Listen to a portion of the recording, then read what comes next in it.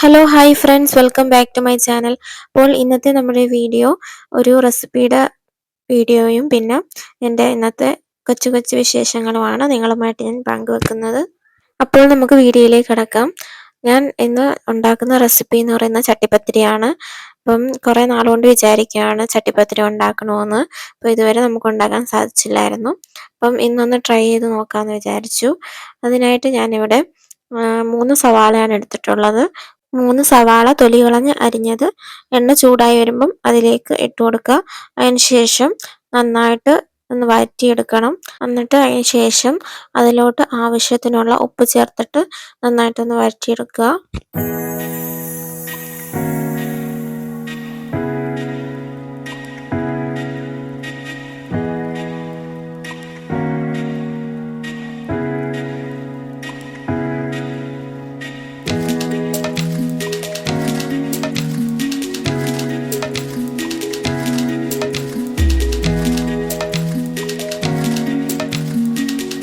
ഉള്ളിയൊക്കെ നന്നായിട്ട് വഴറ്റിയെടുത്തതിന് ശേഷം നമ്മൾ മസാലകൾ ചേർത്ത് കൊടുക്കും. മസാലകൾ ഇവിടെ ഞാൻ മുളക് പൊടിയാണ് ഫസ്റ്റ് ചേർത്ത് കൊടുത്തത്.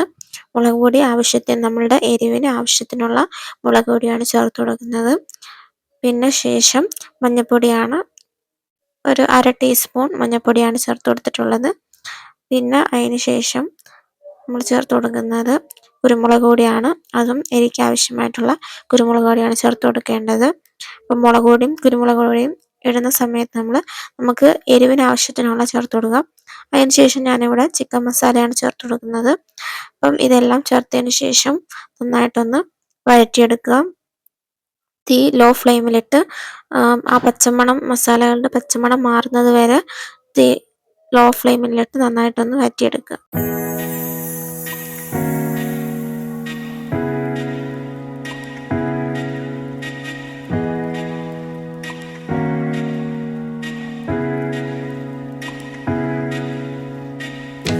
ഇത് നമ്മൾ ചട്ടിപ്പത്തിരി വെജാണ് ചെയ്യുന്നത്. ചിക്കൻ ഉണ്ടെങ്കിൽ നിങ്ങൾക്ക് ചിക്കൻ യൂസ് ചെയ്തും ഈ ഒരു റെസിപ്പി ഉണ്ടാക്കിയെടുക്കാവുന്നതാണ്. അപ്പോൾ നമുക്ക് ചിക്കൻ ഇല്ലാതെ തന്നെ അടിപൊളി ടേസ്റ്റിൽ ഈ ഒരു ചട്ടിപ്പത്തിരി ഉണ്ടാക്കിയെടുക്കാവുന്നതാണ്. അപ്പം ഞാനിവിടെ മുട്ടയാണ് ചേർത്ത് കൊടുത്തിട്ടുള്ളത്. അപ്പം ഒരു മുട്ടയാണ് ചേർത്തിട്ടുള്ളത് മസാലയിലേക്കും. എന്നിട്ട് ഇതെല്ലാം കൂടി നന്നായിട്ടൊന്ന് യോജിപ്പിച്ചെടുക്കുക.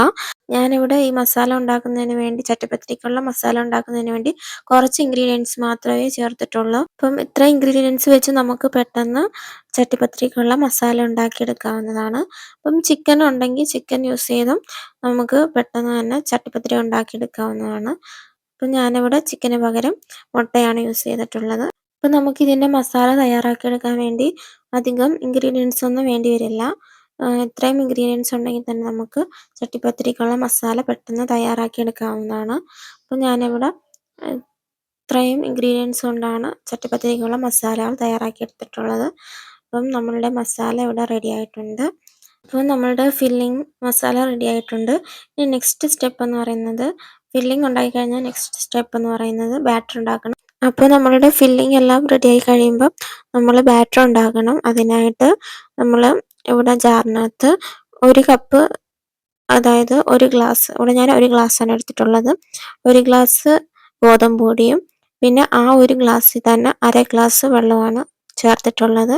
അപ്പം നമ്മൾ എടുക്കുന്ന ആ 1 ഗ്ലാസിൻ്റെ 1/2 ഗ്ലാസ് വെള്ളവും പിന്നെ 1 ഗ്ലാസ് ഗോതമ്പ് പൊടിയാണ് എടുത്തിട്ടുള്ളത്. അതിനുശേഷം നമ്മൾ അതിലോട്ട് 1 മുട്ടയാണ് ആഡ് ചെയ്ത് കൊടുക്കുന്നത്. അപ്പം ഈ ഒരു ബാറ്റർ തയ്യാറാക്കുന്നതിന് വേണ്ടി നമുക്ക് 1 മുട്ടയുടെ ആവശ്യമുള്ളൂ. അതിനുശേഷം നമ്മൾ ഇതിലോട്ട് ആവശ്യത്തിനുള്ള ഉപ്പാണ് ചേർത്ത് കൊടുക്കുന്നത്. അപ്പം നമുക്ക് ഈ ഒരു ബാറ്റർ തയ്യാറാക്കുന്നതിന് വേണ്ടി ആവശ്യത്തിനുള്ള ഉപ്പാണ് ചേർത്ത് കൊടുക്കുന്നത്. അതിനുശേഷം നമ്മൾ ഇതിലോട്ട് ഒരല്പം കുരുമുളക് പൊടി ചേർക്കുന്നുണ്ട്.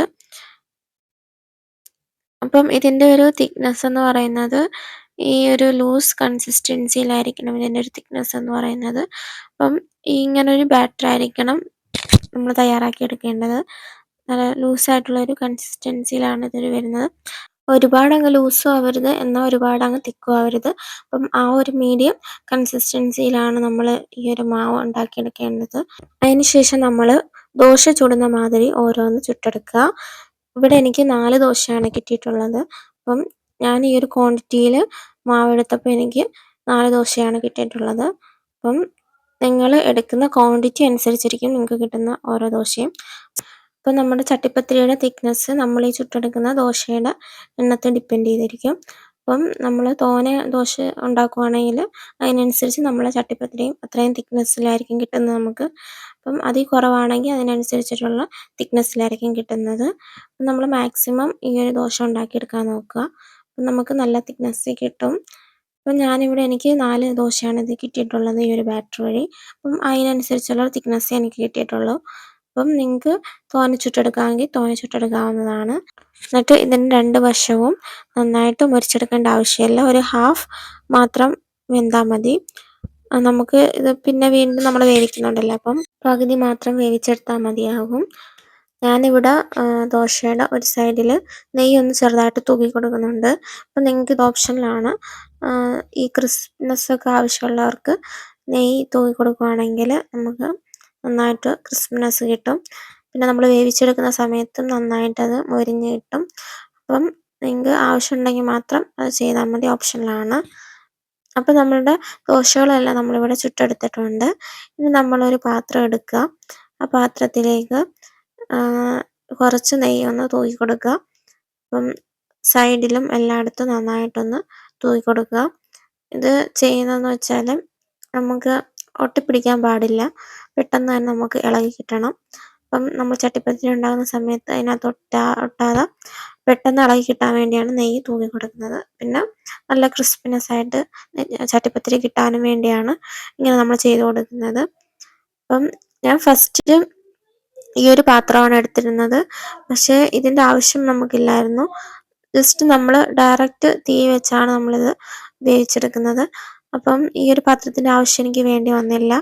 അപ്പം ജസ്റ്റ് ഞാൻ ലെയർ ഉണ്ടാക്കുന്നത് എങ്ങനെയാണെന്ന് ഈ ഒരു പാത്രത്തിൽ നിങ്ങൾക്ക് കാണിച്ചു തരാം.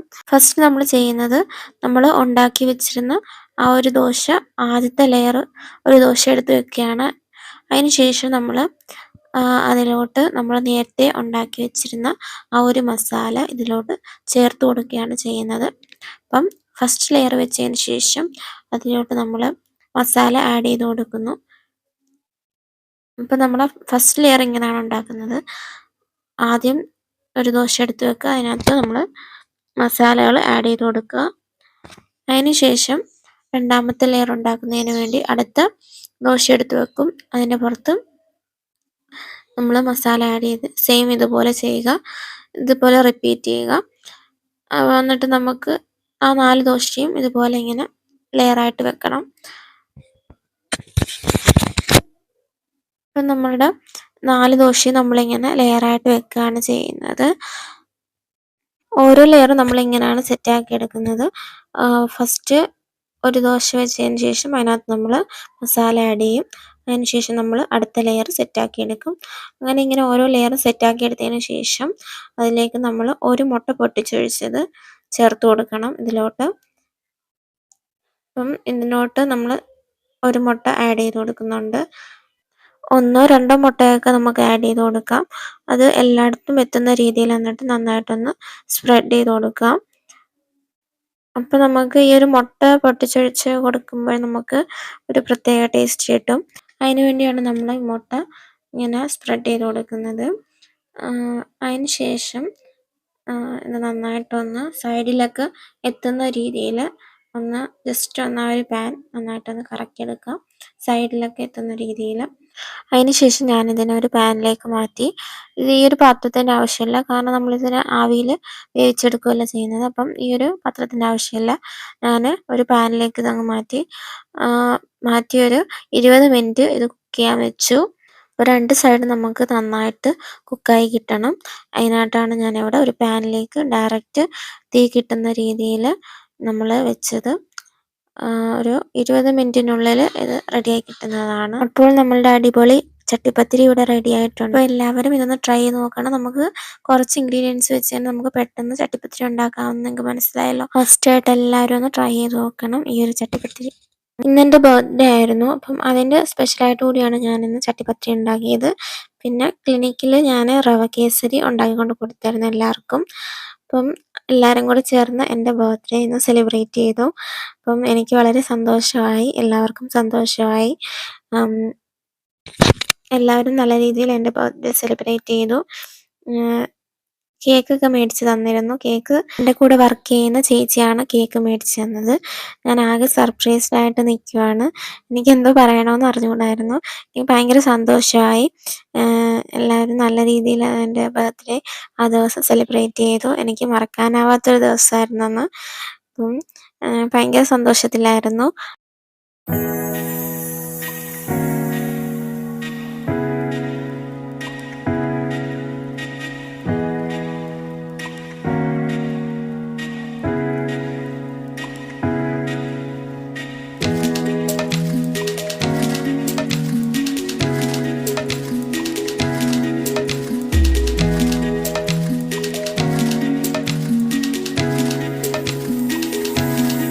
പിന്നെ നമ്മൾ കുറച്ച് റീൽസൊക്കെ എടുത്ത് അന്നത്തെ ദിവസം അടിപൊളിയാക്കി. അപ്പോൾ ഈ വീഡിയോ നിങ്ങൾക്ക് ഇഷ്ടമായെങ്കിൽ തീർച്ചയായിട്ടും സബ്സ്ക്രൈബ് ചെയ്യാനും ലൈക്ക് ചെയ്യാനും ഷെയർ ചെയ്യാനും മറക്കരുത്. അടുത്ത വീഡിയോയിൽ കാണാം. അതുവരെ ടാറ്റാ ബൈ ബൈ.